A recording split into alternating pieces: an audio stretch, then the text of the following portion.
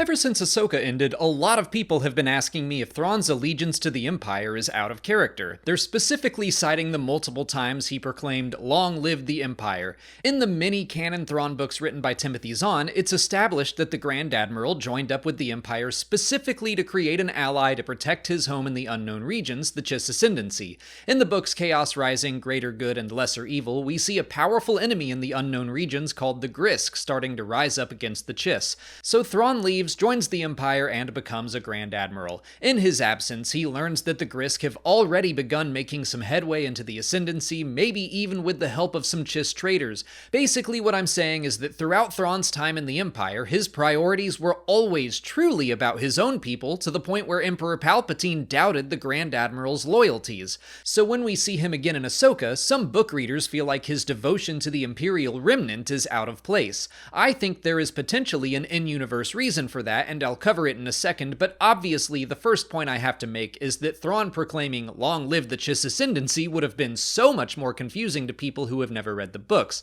They don't know what that is. Many viewers were already just trying to keep up learning about the characters of Star Wars Rebels. I've been saying since we knew Thrawn would be in live action that he would almost certainly be portrayed as a devoted Imperial leader dead set on destroying the New Republic. That's how he was first established in his Legends books, and then later, stories like the Hand of Thrawn duology and Outbound Flight took us deeper into his motivations outside of the Empire. But for fans who have read all the books and they want everything to line up and make sense, is there a way to reconcile Thrawn's devotion to the Empire in Ahsoka with his true loyalties to the Chiss Ascendancy? I think there is. Thrawn has been trapped on Peridea for about a decade. When last he heard about the Chiss Ascendancy, he suspected the Grisk were infiltrating his home with the help of traitors, and now he's been gone for 10 years. If the Great Mothers can tell him what's going on outside of their galaxy, it stands to reason they could keep him updated on the status of his home. What if during his exile the Grisk have completely conquered the Ascendancy? Thrawn's original reasons for joining the Empire were to create an ally in the fight against the Grisk, but it might be that he needs more than that now. The Ascendancy itself might not be up for any real fight. There could be pockets of resistance fighters led by Admiral Ar'alani and Eli Vanto or something, but most of their forces could have been destroyed. So Thrawn might feel like he needs the might of an autocratic empire to save his home. I don't think he'll see much strength in the New Republic, and even if he did, they're also in no shape to help fight the Grisk. We already know senators like Xiono don't want to get involved in any new kind of war. No, I think Thrawn sees his only way forward to fight the Grisk as resurrecting the Empire with him as its leader. Once he defeats the New Republic, he'll be able to subjugate populations and resources to build up his military and head out into the unknown regions to fight the Grisk.